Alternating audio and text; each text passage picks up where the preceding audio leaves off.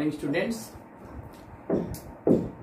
Last video में हम लोगों ने पार्ट 3 गान युद्ध के बारे में अध्ययन किया था, जो कि उस दिन पूरा नहीं हो पाया था। आज हम उसी को आगे कंटिन्यू करते हैं। तो सबसे पहले मैं बताना चाहूंगा, जो ये गान युद्ध है ये बैजू बावरा और तानसेन के बीच गायन युद्ध के बारे में बताया गया है, जिसको सुदर्शन जी ने लिखा है। और इस कहानी में होता क्या है कि जो बैजू बावरा होता है वह एक व्यक्ति होता है, और तानसेन, जिसे अकबर सबसे ज्यादा चाहते थे, तानसेन उनका दरबारी गायक था अकबर जी का, और उनका मानना था कि तानसेन से ज्यादा कोई भी अच्छा गायक इस दुनिया में कोई भी नहीं है। इस तरह से होता क्या है, एक दिन साधुओं की मंडली आती है, साधुओं की मंडली कुछ गुनगुनाते हुए जाते हैं। इसके बाद अकबर के सैनिक उसको पकड़ लेते हैं, उन लोगों को। बाद में तानसेन उससे कुछ प्रश्न करता है गायन के बारे में, लेकिन तानसेन के प्रश्नों को लोग जवाब नहीं दे पाते हैं, तो इस पर तानसेन उसे मृत्युदंड देते हैं। लेकिन बैजू बावरा, जो कि एक छोटा व्यक्ति होता है, उसमें उसकी आयु 10 वर्ष थी, इसलिए उसको छोड़ दिया जाता है। इस प्रतिशोध से वो वहां से चला जाता है, रोता रहता है। तभी जो है वहां पर शंकरानंद जी उनको मिलते हैं कुटिया में, उनको प्रणाम करता है। और इसके बाद गायन के बारे में शंकरानंद उन्हें अनेक सीख देते हैं, कई तरह की बारे में उनको जानकारियां देते हैं। यह सब कंप्लीट होता है। वो बोलते हैं 12 वर्ष के बाद तुम अपना बदला ले सकते हो। बाद में होता क्या है, जब बदला लेने की बात आती है, यानी 12 वर्ष बीतते हैं, तो उन्होंने कहा कि इस गायन कला से तुम किसी के साथ यानी किसी को हानि नहीं पहुंचाओगे। इतना सुनकर जो होता है कि बैजू बावरा का मुंह सूख जाता है। वह सोचता है कि एक दिन इतना अच्छा मौका मिलेगा, यह मैंने सोचा था, लेकिन यह भी क्या हुआ। लेकिन वह अपने गुरु का बहुत बड़ा भक्त था, इसलिए उसने गुरु को कुछ भी नहीं किया, और उसने प्रतिज्ञा की, मैं इस गायन कला से, इस राग विद्या से किसी को कोई भी हानि नहीं पहुंचाऊंगा। अब देखिए आगे क्या होता है, हम लोग शुरू करते हैं। कुछ दिन बाद एक सुंदर नवयुवक साधु आज आगरा के बाजारों में गाता हुआ जा रहा था। दुकानदारों और राहगीरों ने समझा कि मृत्यु इसके सिर पर मंडरा रही है। उन्होंने सोचा कि उसे तानसेन की शर्त की सूचना दे दें, परंतु निकट पहुंचने से पूर्व ही मुग्ध होकर अपने आप को भूल गए। यह समाचार नगर में दावानल के समान फैल गया कि एक साधु आया है जो बाजारों में गा रहा है। तो यहाँ पर ये दावानल यानी जंगल की आग, मतलब जो फैलती जाती है उसे कहते हैं दावानल। मतलब एक आग की, जैसे मानो जंगल में आग लग गई हो, उसके गायन कला की खबर पूरे राज्य में फैल गई। सिपाहियों ने हथकड़ियां संभाल ली और पकड़ने के लिए साधु की ओर आए, परंतु पास आना था कि रंग पलट गया। साधु के मुखमंडल से तेज की रश्मियां फूट फूट कर निकल रही थी। वे आश्चर्य से उसके मुख की ओर देखने लगे, जहां सरस्वती का वास था और जहां से संगीत की मधुर ध्वनि की धारा बह रही थी। तो होता क्या है कि वह सुंदर युवक जो कि बैजू बावरा था, वहां पर जाता है गाते हुए। तो वहां के जो लोग बाजार में होते हैं सोचते हैं इनको सूचना दे दे तानसेन के बारे में, कहीं इनको भी सजा न मिल जाए। लेकिन वह जब जाते हैं तो बैजू बावरा की गायन कला से इतने ज्यादा प्रभावित होते हैं कि वह भी वहां पर मंत्रमुग्ध हो जाते हैं और कुछ भी नहीं करते हैं। इसी प्रकार से जब सिपाही जाते हैं उनको, क्योंकि पूरे जंगल में आग की तरह पूरा फैल गया था ये बात कि एक अच्छा कोई गायक आया है, तो जब सिपाही लोग हथकड़ी लेके जाते हैं पकड़ने के लिए, बेचारे वो भी मंत्रमुग्ध हो जाते हैं और उसको पकड़ नहीं पाते हैं। साधु मस्त था और सुनने वाले मस्त थे। गाते गाते साधु भी धीरे धीरे चलता जा रहा था और श्रोताओं का समुदाय भी पीछे पीछे जा रहा था। मुग्ध जन समुदाय चलता गया, परंतु किसी को पता नहीं कि किधर जा रहे हैं। जब एकाएक गाना बंद हो गया, जादू का असर टूट गया। तब लोगों ने देखा कि तानसेन के महल के आगे खड़े हैं। उन्होंने दुख और पश्चाताप से हाथ मले, हाय रे, यह कहाँ आ गए। साधु अज्ञान से स्वयं मृत्यु के द्वार पर आ पहुंचा। तानसेन बाहर निकला, अपार भीड़ देखकर वह विस्मित हुआ। फिर बात समझकर बैजू से बोला, हाँ तुम्हारे सिर पर आज शायद मृत्यु देखकर वह विस्मित हुआ। फिर नहीं, हाँ तुम्हारे सिर पर आज शायद मृत्यु सवार हो रही है। नव युवक साधु मुस्कुराया, जी हाँ मेरी आपके साथ गान विद्या पर चर्चा करने की अभिलाषा है। तो होता क्या है कि साधु जो है वह गाने में मस्त रहता है और सुनने वाले भी मस्त हो जाते हैं। गाते गाते साधु भी धीरे धीरे चलता जा रहा था और उस अकबर के राज का जो भी जन समुदाय इतने भी लोग थे सब उसके पीछे पीछे चलते चले जा रहे थे और उनको यह नहीं मालूम हो रहा था कि वह किधर जा रहे हैं। तो जाते जाते क्या होता है कि वह तानसेन के महल के बाहर पहुंच जाते हैं और जैसे ही बैजू बावरा का जो गाना बंद होता है तो वह एकदम से आश्चर्यचकित हो जाते हैं। यह क्या हो गया, लगता है यहाँ पर आज बैजू की मृत्यु आ गई है। तानसेन ने भी कहा कि लगता है शायद आज तुम्हारे सिर पर मृत्यु सवार हो रही है।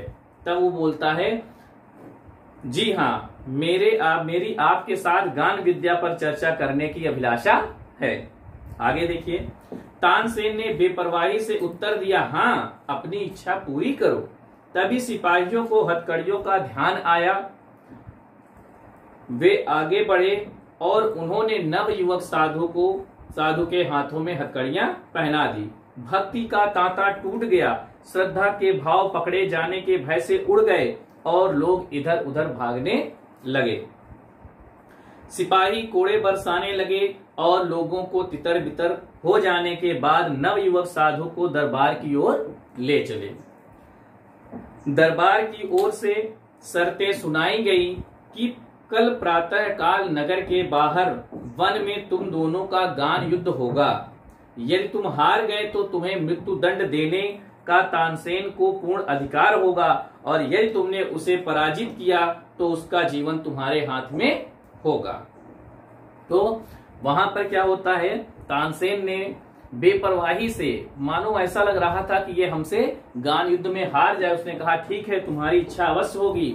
तभी वहां पर जितने भी सिपाही खड़े थे पहले तो मंत्रमुग्ध हो गए थे, उनको हथकड़ियां नहीं पहनाया था। अब वो डर के मारे सिपाही भी बैजू बावरा को जो है हथकड़ी पहनाते हैं। लोग इधर उधर भागने लगते हैं। सिपाही भी जो होते हैं लोगों के ऊपर कोड़े बरसाते हैं और वहां से सबको भगा देते हैं। बाद में हथकड़ियों में जकड़कर बैजू बावरा को दरबार में पेश किया जाता है और फैसला होता है, शर्त यह होता है कि यदि तुम, बैजू बावरा के लिए कहा गया, यदि तुम तानसेन को गायन युद्ध में हरा दोगे तो क्या होगा, अगर तुम हरा लेते हो तो तुम जो चाहे तानसेन के साथ वह करना, लेकिन यदि तुम हार जाते हो तानसेन तुम्हें मृत्युदंड देगा। अब देखिए आगे क्या होता है। नव युवक साधु ने शर्तें स्वीकार की और सिपाही उसे कारागार में ले गए। वह नव युवक साधु बैजू बावरा ही था। रवि की पहली किरण ने आगरा की जनता को नगर के बाहर भागते देखा। साधु की प्रार्थना पर सर्वसाधारण को भी उसके जीवन और मृत्यु का कौतुक देखने की आज्ञा दी गई थी। साधु की विद्वता की धाक दूर दूर तक फैल चुकी थी। जो कभी अकबर की भी सवारी देखने को घर से बाहर न निकले थे, जिन्होंने कभी बड़े बड़े त्योहार पर भी बाहर आना पसंद न किया था, आज वे भी नई पगड़ियां घोड़ घोड़ कर बांध रहे थे। यानी उसकी ख्यात, बैजू बावरा की ख्यात, उसकी प्रसिद्धि इतनी ज्यादा फैल गई थी, लोग उतने ज्यादा उसके बारे में चर्चाएं सुने थे। जो कभी अकबर की जब सवारी निकलती थी वो भी बाहर नहीं निकलते थे, बड़े बड़े त्योहार होते थे उस पर भी वह बाहर नहीं निकलते थे। लेकिन आज जैसे ही यह चर्चा सुने कि बैजू बावरा नाम का कोई एक साधु आया है जो कि बहुत ही अच्छा गायन करता है, तो उसको देखने के लिए सभी लोगों ने अपनी नई नई पगड़ियां पहननी शुरू की। 10 बज गए थे। लोगों ने दृष्टि ऊपर उठाई। अकबर सिंहासन पर थे, साथ ही नीचे तानसेन बैठा था और सामने फर्श पर नव युवक बैजू बावरा बैठा था। अकबर ने घंटी बजाई और तानसेन ने कुछ प्रश्न संगीत विद्या के संबंध में बैजू बावरा से किए। बैजू ने उचित उत्तर दिए और लोगों ने हर्ष से तालियां बजाई। मुख से जय हो बलिहारी की ध्वनियां निकलने लगी।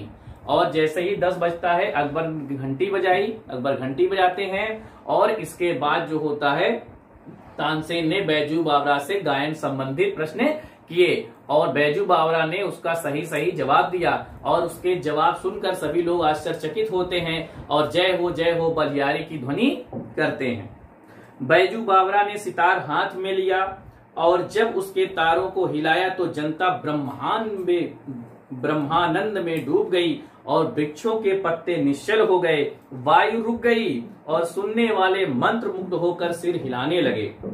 बैजू बावरा की उंगलियां सितार पर दौड़ रही थी। लोगों ने आश्चर्य से देखा कि हिरन छलांगे मारते हुए आए और बैजू बावरा के पास खड़े हो गए। बैजू बावरा तल्लीन होकर सितार बजाता रहा। अब होता क्या है, जब बैजू बावरा सितार के तारों पर जब उंगलियां फेरने लगा तो वहां पर क्या होता है, सभी वृक्ष के जो पत्ते होते हैं, सारी जनता जो होती है वह क्या होते हैं, ब्रह्मानंद में डूब जाते हैं, एकदम से आनंद में डूब जाते हैं। वृक्ष के पत्ते निश्चल हो जाते हैं, रुक जाते हैं, वायु की गति भी रुक जाती है। जो पशु पक्षी या हिरन जानवर जो भी थे वह सब पास आकर वहां पर बैठ जाते हैं और बैजू बावरा जो है वो तल्लीन होकर गायन में सितार बजाता रहा। हिरन मस्त थे। बैजू बावरा ने सितार हाथ से रख दिया और अपने कंठ से फूल मालाओं को उतारकर उन्हें पहना दिया। फूलों के स्पर्श से हिरणों को सुध आई और वे चौकड़ी भरते हुए भागकर वृक्षों में छिप गए। बैजू ने कहा, तानसेन, फूल मालाएं पहने हुए हिरणों को अब यहाँ फिर बुलवाइए, तब मैं आपको संगीत विद्या में पूर्ण मानूं। तो होता क्या था, हिरन मस्त होकर जब वहां बैठ जाते हैं तो बैजू बावरा ने हाथ से सितार रख देता है और जो माला फूल उसने पहना हुआ था वह उनको पहना देता है, वही माला फूल उनको पहना देता है। और इसके बाद जो है हिरणों को याद आता है, सुध आता है, तो वो चौकड़ी भरते हुए जंगल में पत्तों के बीच जाके छिप जाते हैं।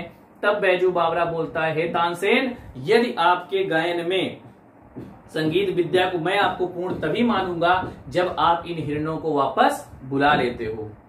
तानसेन सितार हाथ में लेकर अपनी पूर्ण प्रवीणता के साथ बजाने लगा। ऐसा अच्छा सितार उसने अपनी जीवन में कभी नहीं बजाया था। सितार के साथ वह स्वयं सितार बन गया और पसीना पसीना हो गया। बजाते बजाते बहुत समय बीत गया, उसकी उंगलियां दुखने लगी, वह पसीना दुखने लगी। बहुत चेष्टा करने पर भी जब कोई हिरन नहीं आया तब तानसेन की आंखों के आगे मृत्यु नाचने लगी। वह पसीना पसीना हो गया और लज्जा से उसके मुखमंडल तमतमा उठा। वह खिसियाना होकर बोला, वे हिरन तो अकस्मात इधर आ निकले थे, राग का प्रभाव थोड़े ही था, साहस है तो अब दोबारा बुलाओ। इसके बाद क्या होता है कि तानसेन सितार को बजाता रहा, बजाते बजाते उसकी उंगलियां दुखने लगी। ऐसा सितार उसने अपनी लाइफ में आई जिंदगी में कभी पहले से नहीं बजाया था। लेकिन हुआ क्या, वह बजाता ही जा रहा था लेकिन कोई भी हिरन नहीं आया। बहुत जब वह थक जाता है तब उसके सामने जो है मृत्यु नाचने लगी, कहीं ऐसा न हो बैजू बावरा मुझे मृत्यु दंड दे। लेकिन तभी वह मन में खिसियाया हुआ, तब उसने कहा कि जो हिरन थे वह तो अकस्मात ही आ गए थे, वह अचानक से इधर आ गए थे। अगर तुम्हारे अंदर इतनी गायन विद्या में प्रवीण हो, तुम इतने ज्यादा कुशल हो, तो उन्हें दोबारा बुलाकर दिखाओ। बैजू बावरा मुस्कुराया और धीरे से बोला, बहुत अच्छा। यह कहकर उसने फिर सितार पकड़ लिया। एक बार फिर संगीत लहरी वायुमंडल में लहराने लगी और फिर सुनने वाले संगीत सागर की तरंगों में डूबने लगे। हिरन बैजू बावरा के पास फिर आए, वे ही हिरन जिनकी ग्रीवाओं में फूल मालाएं पड़ी हुई थी और जो राग की सुरीली ध्वनि के आकर्षण से आ गए थे। बैजू बावरा ने मालाएं उतार ली और हिरन कूदते हुए लोप हो गए। और इसके बाद जब बैजू बावरे के बारे में उसने ऐसा कहा कि हिरन को फिर से बुलाओ, उसने कहा, मुस्कुराकर बोला, ठीक है, बहुत अच्छा, मैं उन्हें वापस बुलाता हूँ। और उसने सितार उठाया और इस तरह से गायन प्रारंभ किया कि सभी लोग फिर से उसके गान में पूरे एकदम से झूमने लगे। वही हिरन फिर से वापस आ गए जिनके गर्दनों में जो है वह मालाएं पहनाए हुए थे। उसके आने पर वह मालाओं को निकाल लेता है। इसके बाद वह फिर से हिरन जो है जंगल में लुप्त हो जाते हैं। अकबर का तानसेन के साथ अगाध प्रेम था। जब उसकी मृत्यु निकट देखी तो कंठ भर आया, लेकिन क्या करते। तानसेन शर्त जो हार गया था, वे विवश होकर उठे और संक्षेप में निर्णय सुनाया गया। बैजू बावरा की विजय और तानसेन की पराजय। तानसेन कांपता हुआ आगे बढ़ा, वह जिसने स्वयं किसी को मृत्यु के घाट उतारते हुए दया नहीं की थी। उस समय दया के लिए प्रार्थना करने लगा। बैजू बावरा ने कहा, जहांपना मुझे प्राण लेने की इच्छा नहीं है। आप इस निष्ठुर नियम को हटा दीजिए कि जो आगरा की सीमाओं के अंदर आएगा, यदि तानसेन से हार गया तो मरवा दिया जाएगा। अकबर ने अधीर होकर कहा, यह नियम अभी इसी क्षण खत्म है। तानसेन बैजू बावरा के चरणों में गिर पड़ा और दीनता से कहने लगा, यह उपकार जीवन भर न भूलूंगा। बैजू बावरा ने उत्तर दिया, 12 वर्ष पहले की बात है, तुमने मेरे पिता के प्राण लिए थे, यह उसी का बदला है। ओके, तो इसके बाद उसने कहा, अकबर उठते हैं और तानसेन की पराजय और बैजू बावरा की जीत के बारे में घोषणा करते हैं। इसके बाद क्या होता है, तब उसने कहा कि आप मृत्युदंड सुना सकते हो। तो बैजू बावरा ने कहा, मुझे किसी को मृत्युदंड नहीं देना है, बल्कि यह जो नियम आपने बना रखा था, इसे तत्काल इसी समय खत्म कर दीजिए कि आगरा के गलियों में अगर कोई घूमता हुआ आएगा और तानसेन से यदि गायन युद्ध में हार जाएगा तो उसे मरवा दिया जाएगा। यह सुनकर अकबर ने तुरंत कहा कि इसी क्षण वह सारे जो नियम थे वह समाप्त किए जाते हैं। इस तरह से तानसेन शर्मिंदा होता है और बैजू बावरा के चरणों में गिर जाता है। प्यारे बच्चों, इस प्रकार से जब बताता है 12 वर्ष पहले पिता की मृत्यु का मैंने इस प्रकार से बदला लिया, तो अब आप देखिए कि गायन युद्ध में उसने बदला लिया, लेकिन उसके बदले लेने का तरीका जो था वह कितना अच्छा था। गुरु भक्त था, इसलिए वह चाहता तो तानसेन को मृत्यु दंड भी दे सकता था। लेकिन शास्त्रों में कहा गया है कि जीवन देने से ज्यादा जीवन बचाना महत्वपूर्ण हो, मृत्यु देने से ज्यादा जीवन बचाना महत्व होता है। यानी क्षमा दान जो होता है महादान होता है, क्षमा से बढ़कर कोई दान नहीं हो सकता है। प्यारे बच्चों, हम लोग क्षमा करके, किसी के अपराधों को क्षमा करके हम अपने आप को ज्यादा आगे की ओर ले जा सकते हैं, किसी को दंड देकर नहीं, क्योंकि दंड से ज्यादा क्षमा प्रभावी होता है। प्यारे बच्चों, आप लोग इसमें जो भी प्रश्न उत्तर है वह आप लोग करेंगे। बाकी दीर्घ उत्तरी जो है वह नोट्स वो मैं प्रोवाइड आपको करूंगा। जैसे कि कुछ यहाँ पर लघु उत्तरीय प्रश्न है, थोड़ा सा उस पर चर्चा करते हैं। शंकरानंद ने बैजू से क्या गुरु दक्षिणा मांगी? तो शंकरानंद ने बैजू से यह गुरु दक्षिणा मांगी कि तुम इस राग गायन विद्या से किसी को हानि नहीं पहुंचाओगे। अकबर के प्रसिद्ध गवैये का क्या नाम था? तो अकबर के प्रसिद्ध गवैये का नाम तानसेन था। शंकरानंद ने कौन सा शस्त्र बैजू को दिया? शंकरानंद ने बैजू को गायन विद्या का शस्त्र दिया। बैजू ने किस नियम को हटाने का आग्रह किया? तो बैजू ने तानसेन की आगरा की गलियों में आए हुए किसी भी व्यक्ति को तानसेन के द्वारा हार जाने पर मृत्यु दंड जो मिलता था, इस नियम को उसने हटाने का आग्रह किया। 12 वर्ष पहले की किस घटना को बैजू ने दोहराया? तो 12 वर्ष की घटना जिसमें उसके पिता की मृत्यु हो गई थी तानसेन के द्वारा मृत्यु दंड देकर, उसी घटना को वह फिर से दोहराता है। प्यारे बच्चों, जो आपके लॉन्ग क्वेश्चन है, दीर्घ उत्तरीय प्रश्न है, इसको मैं नोट्स के द्वारा आपको उपलब्ध कराऊंगा। और जो भी इसमें एक्सरसाइजेस दिए हुए हैं पेज नंबर 21 पे, पेज नंबर 22 पे और पेज नंबर 23 पे, यह सभी एक्सरसाइज जो अभ्यास कार्य है आप लोग पूर्ण करेंगे। तब तक के लिए धन्यवाद।